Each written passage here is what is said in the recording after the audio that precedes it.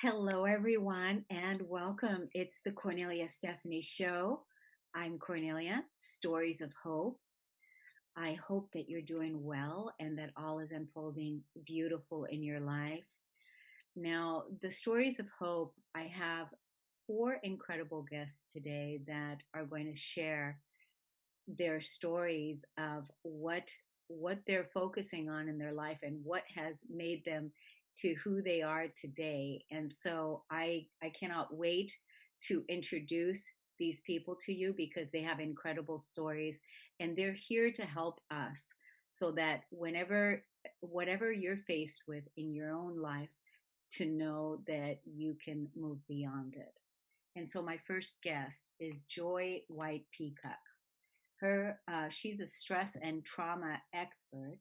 She's an ex-corporate executive, and she became a shaman and didn't intend on becoming a shaman, so it wasn't planned. She died 6 times, and much more to say about that. And she healed herself. Welcome to the show today, Joy. Thank you, Cornelia. Yes, it's wonderful to have you here. So, my goodness, I mean, just the title of "You Died 6 times," that is a lead in. Now, do you want to talk about how that happened, or do you want to take us into how you're clearing stress in 3 minutes or less? Well, the first time I died, I was 15. I flew off a cliff on a motorbike and was declared dead on the operating table for 2.5 minutes. I smashed up my leg so badly that the doctors said I would never walk again. They wanted to amputate it. They did not actually notice 13 displaced vertebrae in the spine, which comes into the second experience. I became a world expert on clearing stress in 3 minutes or less after I was hit by a drunk driver at 24. I'd just recovered from the motorcycle accident and was rocking it in the corporate world when the drunk driver hit me and reactivated all of the spinal injuries. I couldn't speak without stuttering. I couldn't walk or stand for more than a few minutes or lift a glass of water with my left hand. 70% of the strength in the left side of my body was just gone. But the biggest challenge that I had was anytime I went into any kind of stress, the soft tissue would swell at the base of my neck. Blood would stop going to my brain, and I would have about 3 minutes before I blacked out. Now, I never knew if I would wake up from any of the blackouts, and each blackout was causing an oxidative stress wall in my forebrain. And it was a very stressful time. So doctors said I would be vegetable or dead by 30. The court-appointed psychiatrist actually suggested that I take up basket weaving so that I could remain a contributing member of society. So I took up holistic medicine. I am certified in more than a dozen different healing modalities.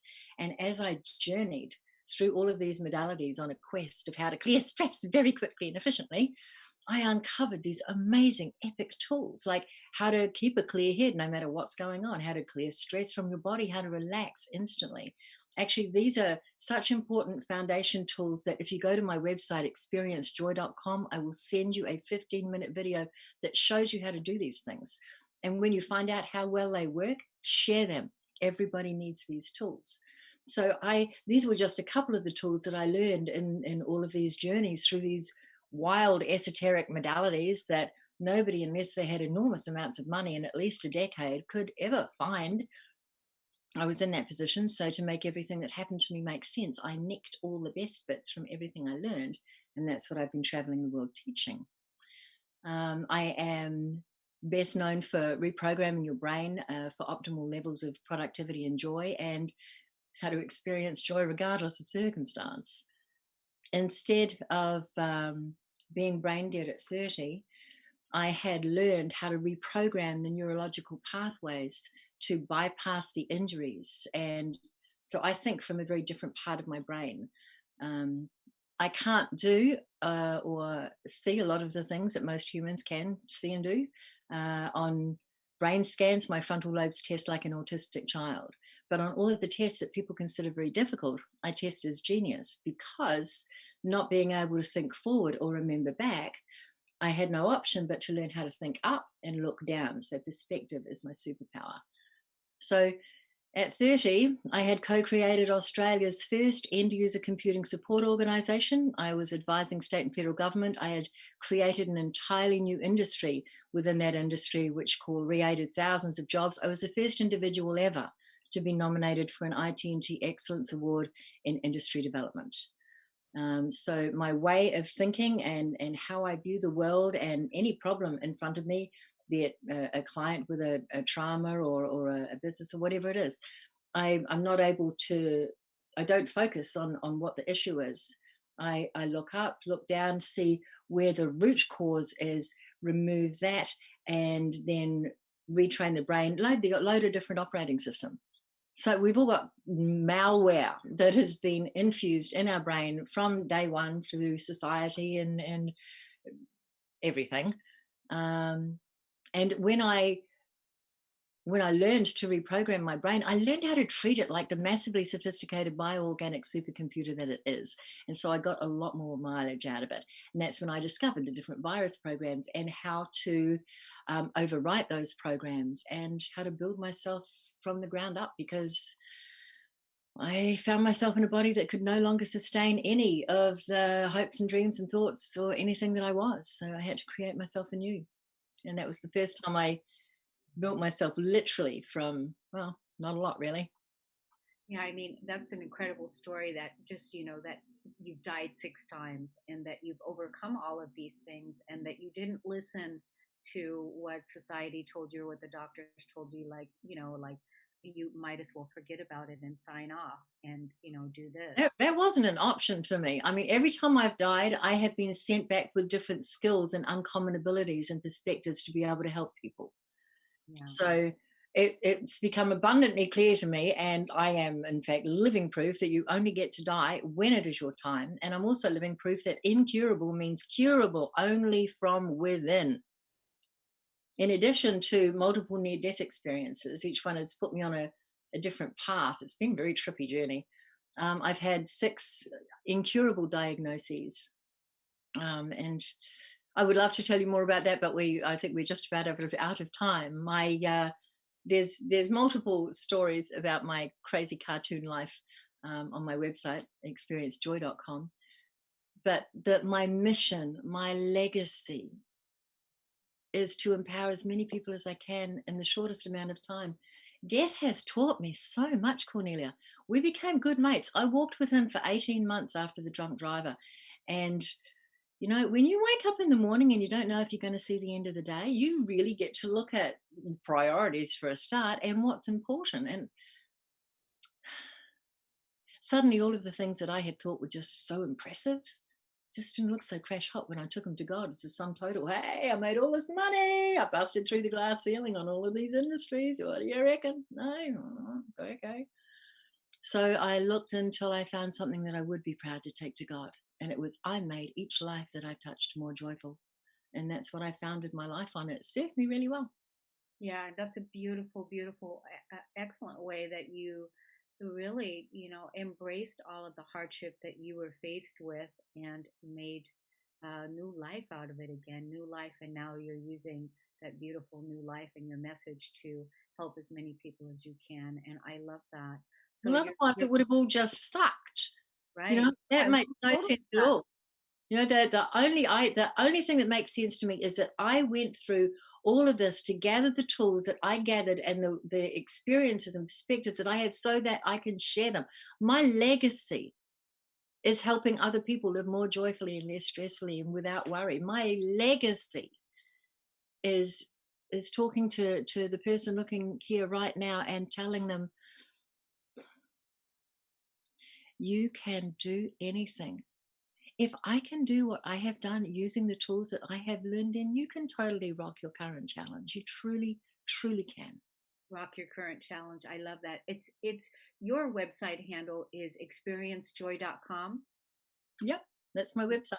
I love that. Experiencejoy.com. And then are you on any of the other social media channels? I am. I'm mostly on Facebook. I'm learning Instagram.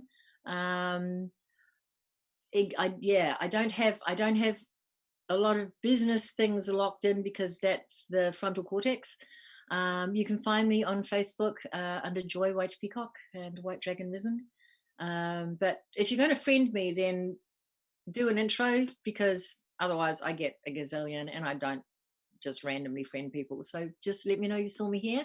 And I keep my page so that it's always providing help. Right now, I had an extremely scary health challenge this week that has me catapulted into writing my memoirs. So you'll find all kinds of things on there right now, Oh, including good. how Good. to deal with anything that you've got going on. Yeah, well, we're going to keep our eye on you, and definitely thank you so much for coming on and sharing your incredible story so that humanity, people can really see that, you know, they can overcome Anything's possible. anything. Yeah, exactly. And you did it. So good for you. Thanks. Thank you for coming on. We're going to take a break and we'll be right back.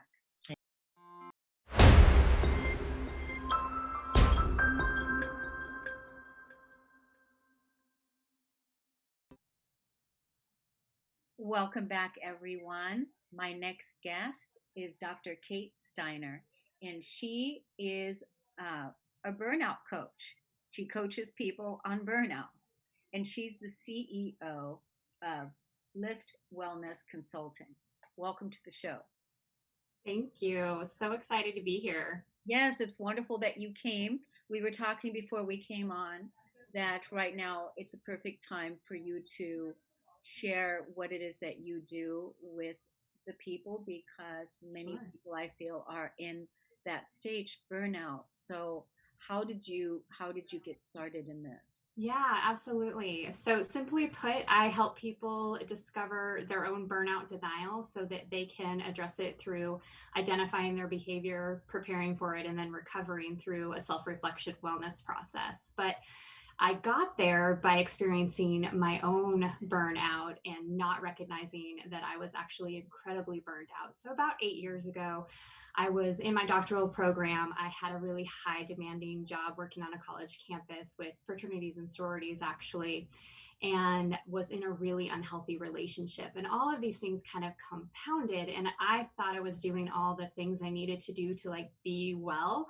I was a dancer. I was doing physical aspects. I thought I was eating well and those kind of things. And what I realized is that one, I was only focused on that physical aspect. I wasn't thinking about the social, the spiritual, my emotional connections and how that also impacts me and my wellness. But I also just wasn't recognizing that I wasn't myself anymore. And I look back at that and I really consider that a time where I was the worst version of myself. And when I finally realized it, it was watching my mom hurt for me. And when I recognized how much she was hurting for me, I realized that I was in a pretty bad place and that I needed to come back from that and that I had lost myself along the way and that I needed to address my own burnout in order to get back to a better, more developing version of who I was. Wow. So when you recognized that, when you went to the core of that, like, when you saw that, did you find that that was a part of it had to do possibly with overachieving, or, pushing and, achieving and, that kind of thing, instead of like looking at really like what does your heart want? I think that was certainly part of it. I was on the go getter track, I'll say, to finishing up my doctorate degree, maybe going to a higher level in administration in the university setting, those kinds of things. And I wanted to strive to be more instead of really recognizing that I just me, who I am, is enough. And I think we do that as women. We're told that we need to do more, be all the things, wear all the hats, be all the roles. But we're really okay just being ourselves and our authentic selves, and getting back to that space can be a pretty tough road. Yeah, you have to really, I guess that's when the burnout came, so that you can Yes, really fully see it, right? absolutely. Yeah, and when we've had to deal with so many things as women, you know, Mm-hmm. we had to, you know, first of all, not being treated equally. Uh, that has been an issue right there. And Yes. then, you know, on top of it, you know, if you're a single parent or whatever, you know, Mhm. earning a living, making sure everybody's taken care of, making sure that you have enough to go around and that you're okay. Then the self-love aspect, you know, self-care is so important. So what did you get? What did you get a doctorate in? What do you study? What do you? Yeah.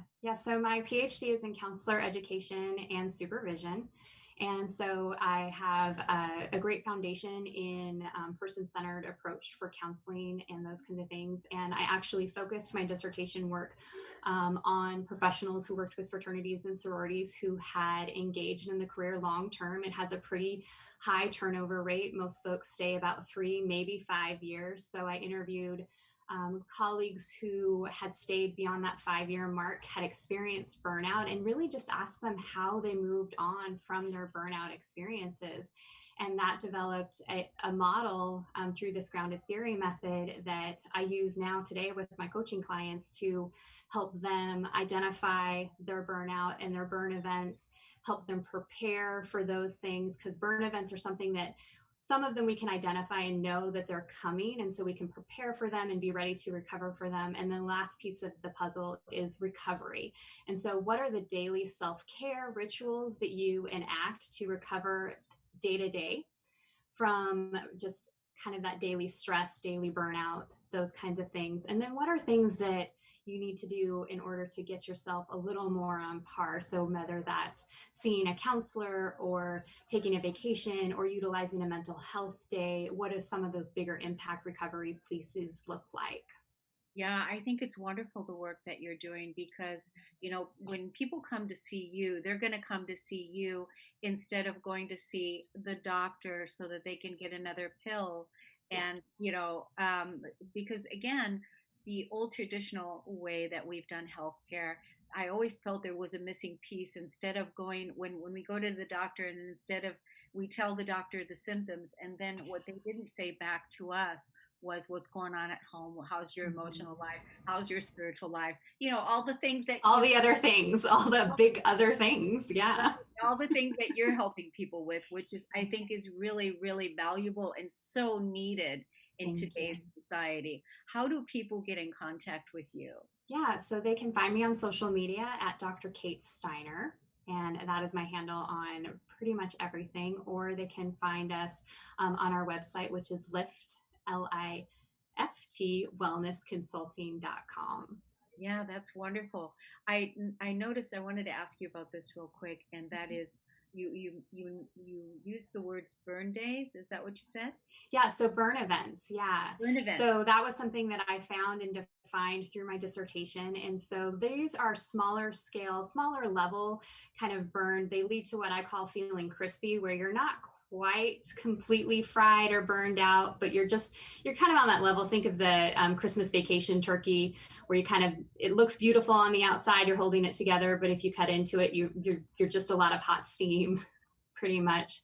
So these are events that cause us to feel fatigue, overwhelm, maybe a little bit of a burden, but they don't completely tap us out. And so these are often things that we can identify. Maybe it's a family gathering, maybe it's a tough work meeting, maybe it's a really busy schedule at work, maybe it's a chaotic day with your kids where you are, running from every activity known to man to get them places. And then how do you prepare for those? How do you recover from them? And then there are also those unexpected events, so things that come up that you weren't expecting that hit you kind of sideways. So that could be anything from a tragedy to just a really stressful day that just didn't go the way you planned. Yeah, so that's part of using strategy and Mm-hmm. also being able to look at, you know, some of the ways that life unfolds for you, Yes, and so that you can strategize ways to bring the balance in. So, absolutely. wow, I love what you're doing. I want to check with the producer. Are we good on time, David? How much time do we have before just check. Oh, good, good. Great. We can carry on. So sometimes, yeah, we just get so lost in the Right? conversation. we lose time. So anyway, what's your vision for 2021? What are you up to? What's your deal for the year? Yeah, so I'm really focused on building my business, and I want to get out there and help as many people as I possibly can to address their burnout denial and find a way to develop their own self-reflective plan that is completely individualized for them, so that they can identify, prepare, and recover from these burn experiences, so that mainly so that people can just live happy, healthier lives. And that's my mission this year, is to do whatever I can to get this message out and help as many people as I possibly can to do that. Yeah, that's really good. I'm going to hold that vision for you, with Thank you, that you. you are successful in that, and bless you in all of everything that you do. You want to give us your social media one more time? Absolutely. So I can be found at Dr. Kate Steiner, and my website is liftwellnessconsulting.com. Awesome. Thank you so much for doing what you're doing and Thank bringing, you. more balance and more beauty and more harmony into the world. Okay, my dear, we're going to take a break and we'll be right back.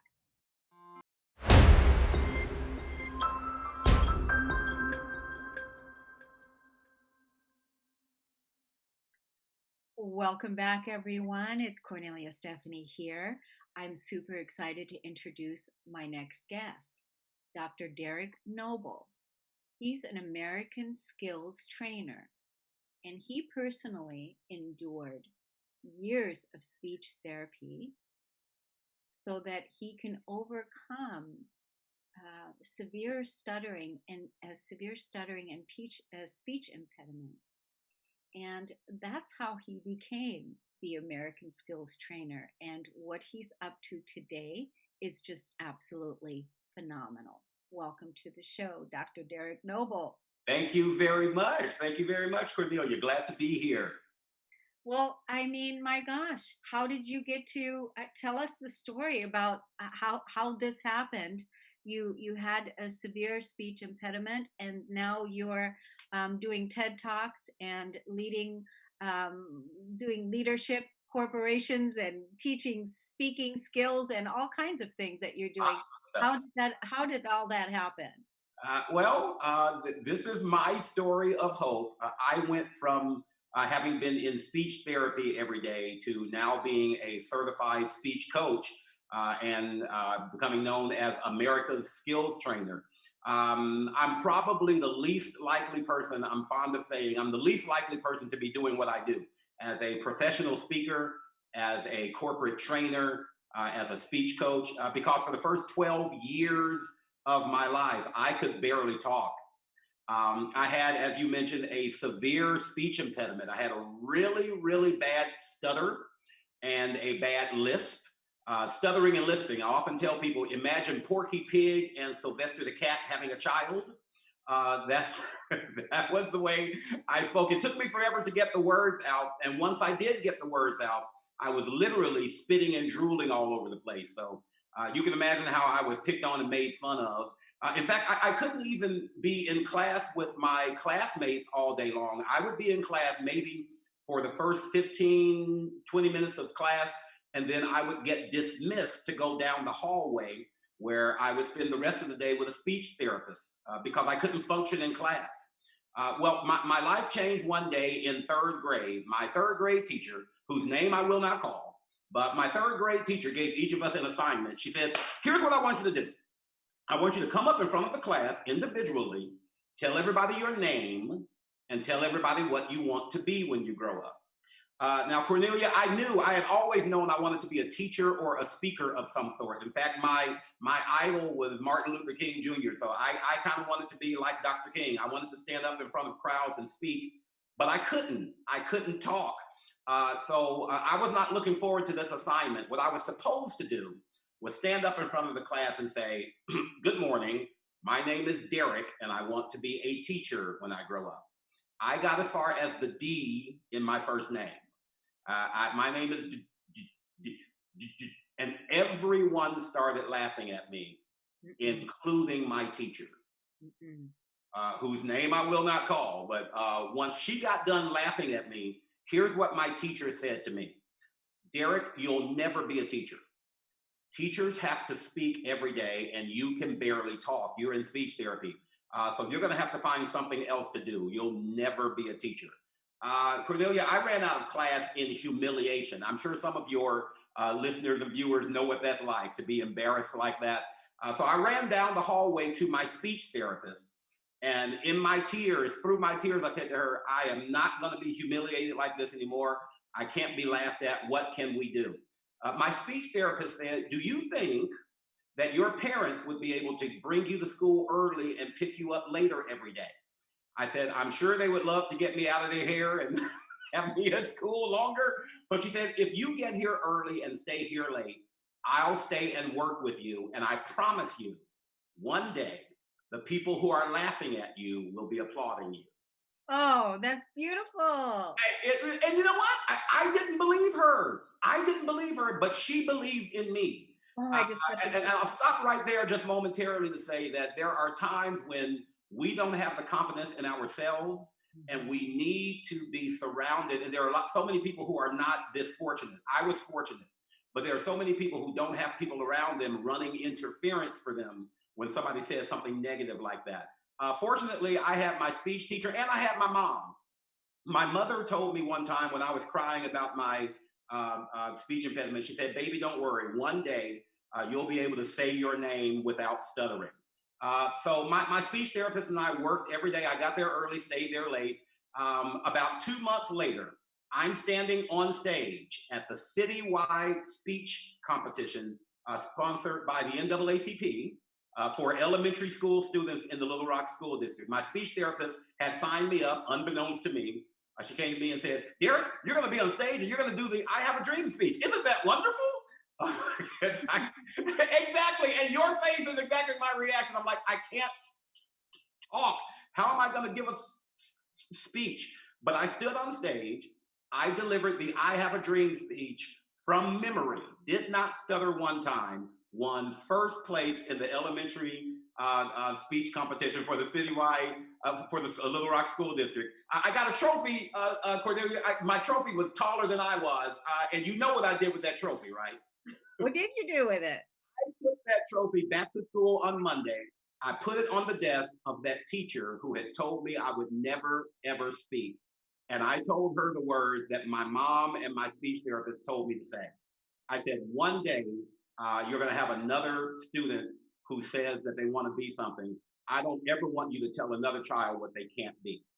That day changed my life.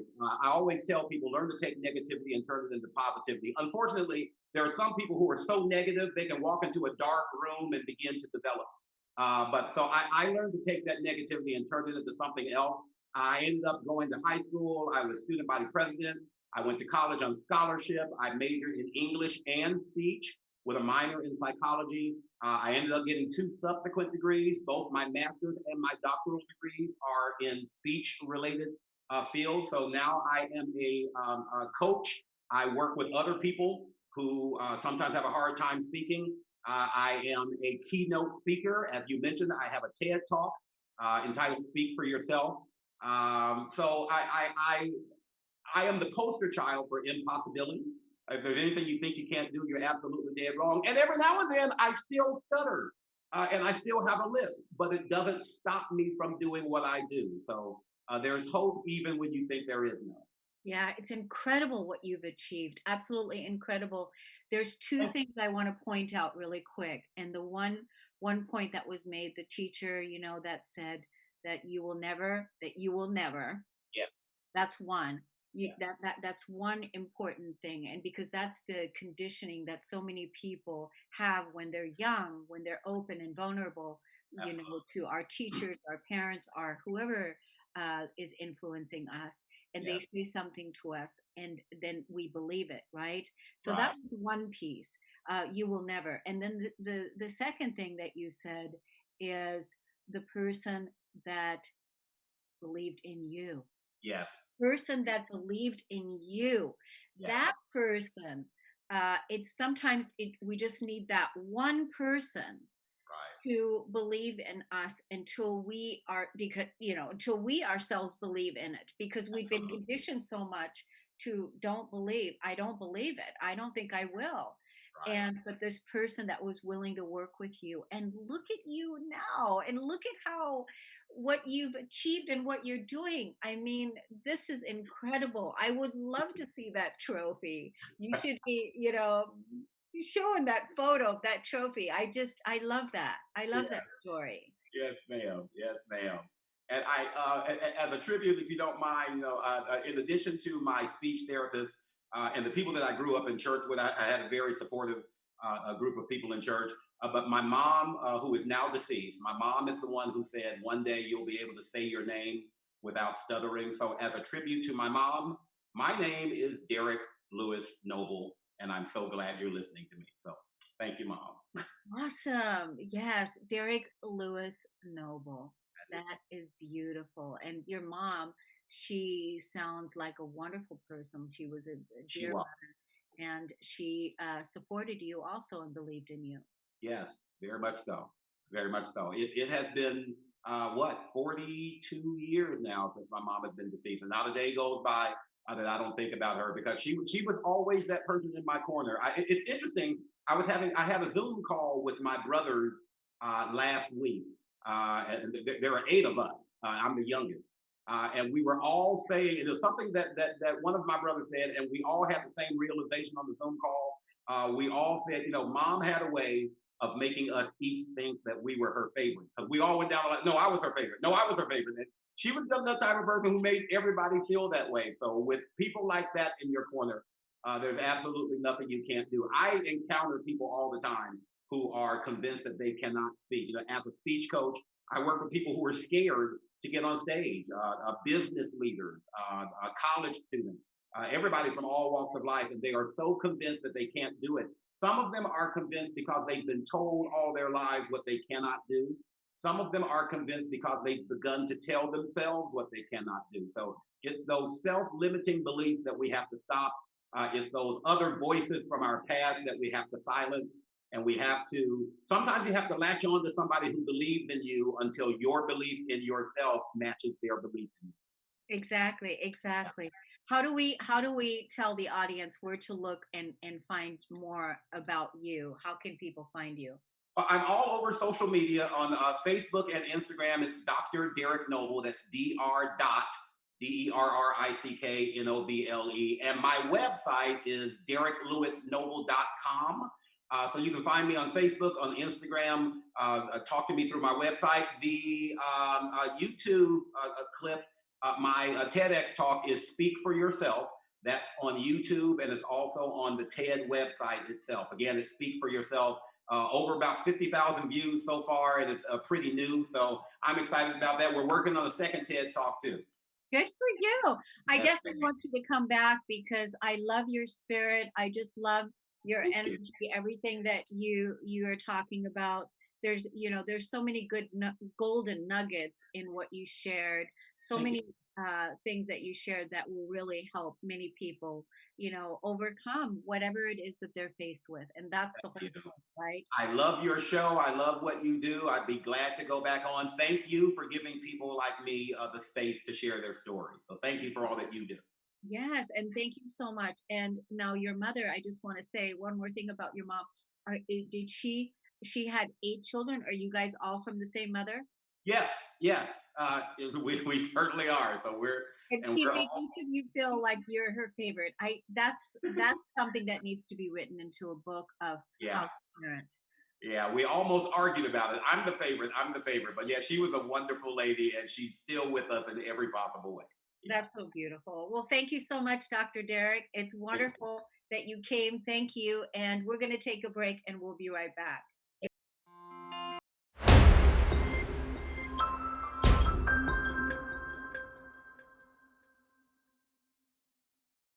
Welcome back, everyone. I'm excited to introduce my next guest. We talked a little bit during the break, and I could start crying.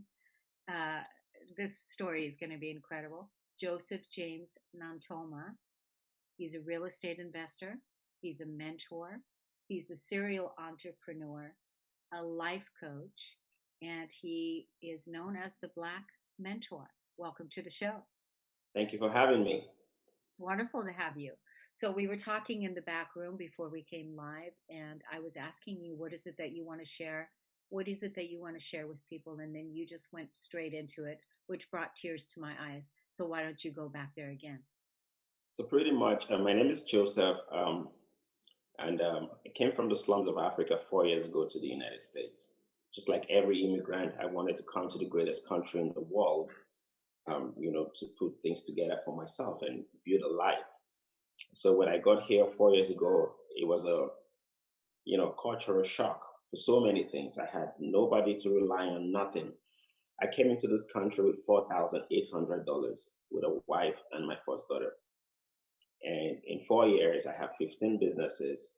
I set up one of my brand called the Black Mentor, which has nothing, by the way, to do with ethnicity. It's just a Black man mentoring.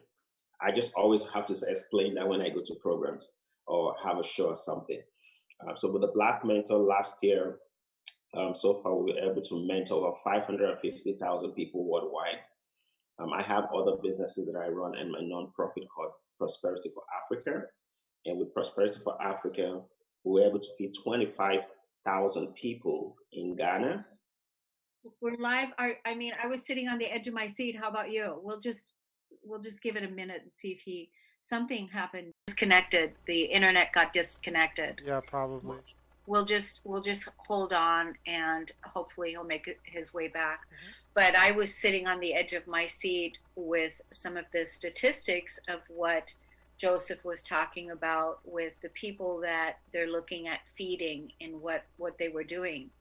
And then we got interrupted. Wow. Yeah. Well, let's give it a few minutes. Absolutely incredible stories of hope that were shared today, all the way from Our Lady this morning that died 6 times, Joy. Absolutely incredible story. And then our beautiful Kate Steiner that was sharing about the burnout and how she is helping people achieve balance so that they don't burn out, these are powerful, important messages. And then, of course, Dr. Derrick Noble, he was also, incredible with his what he's overcome. And it's really incredible when you look at the things that we can overcome if we just believe in ourselves, if we have somebody that believes in us, and how important that is, and that we can achieve many, many great things. And especially now in the state of the world, the way that the world is today, now is the time for us to support each other, for us to believe in each other, and for us to be there for each other, for us to get together and organize and be curious about what's your vision, what's your mission, what is it that you want to be working on, what is it that you want to achieve, so that we can really help each other thrive. Because there he is. I've been waiting for you.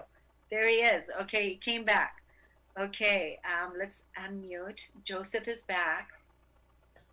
I've been talking, free fly, just waiting for him to come back. Okay, so you were saying about all the people that you're feeding in Ghana. That's what you were talking about. Yeah, so last year, through my project, Prosperity for Africa, we fed 25,000 people in Ghana, Nigeria, and Uganda.